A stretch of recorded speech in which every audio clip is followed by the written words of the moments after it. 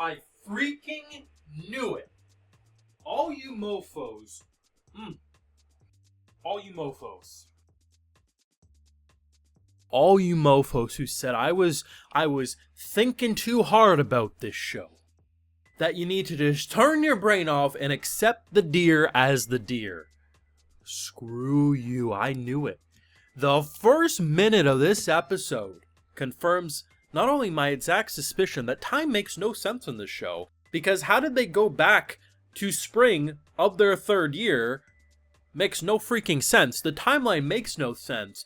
What does the narrator do? The narrator this entire show has been gaslighting you into joining the cult of the deer. And what happens when you join the cult of the deer? Whatever is supposed to be inside this cranium of yours is mush.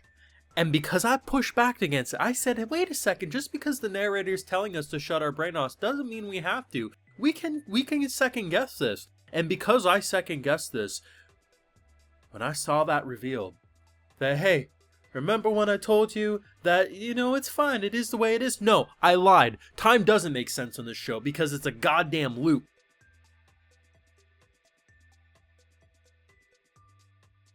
I feel like someone back 100 years ago, 200 years ago, 500 years ago, having modern ideas and they called me a goddamn witch.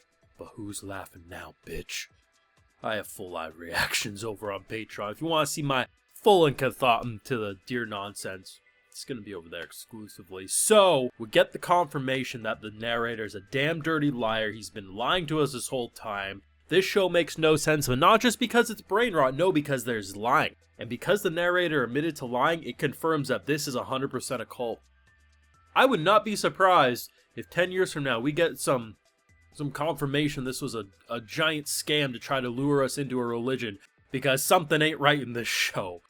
But I would actually argue episode 10 was one of the best, period. Like, I'd put this into a top 3 episode that we've seen.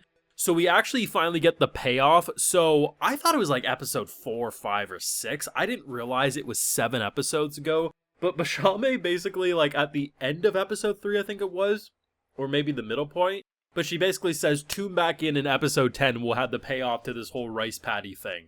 So we do finally get that, and honestly, it ain't, nothing really happens. It's kind of like the grand reveal, but the balloon just kind of slowly lets air out and fizzles out and drops.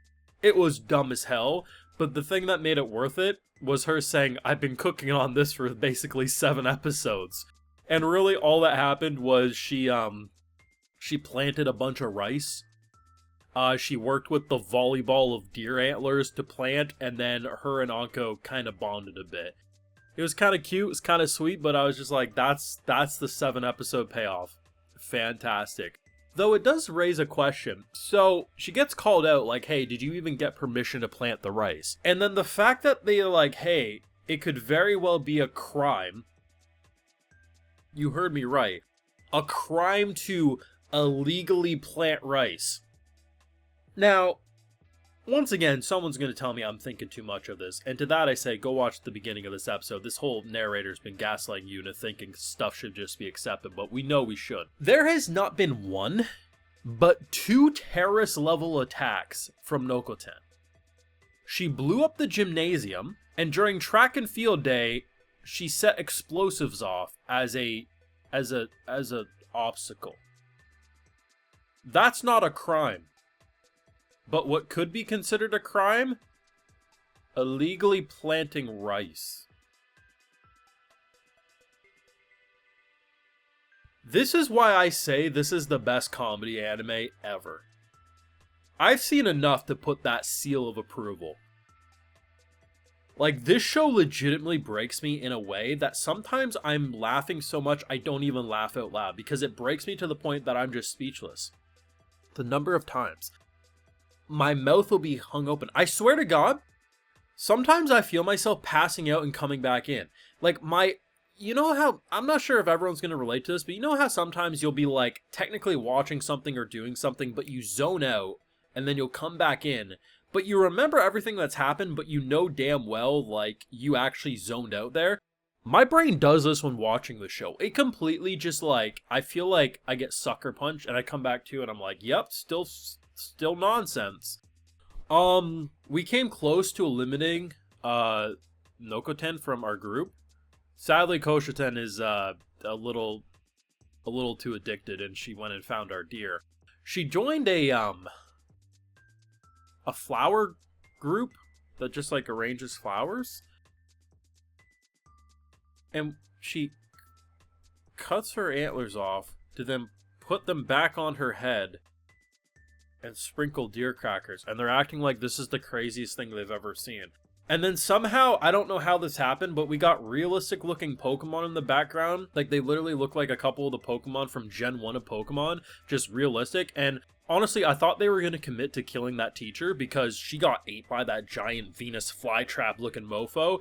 But they actually did confirm she got out of that, which was surprising. I wasn't expecting it. But the main attraction of the episode was the pollen.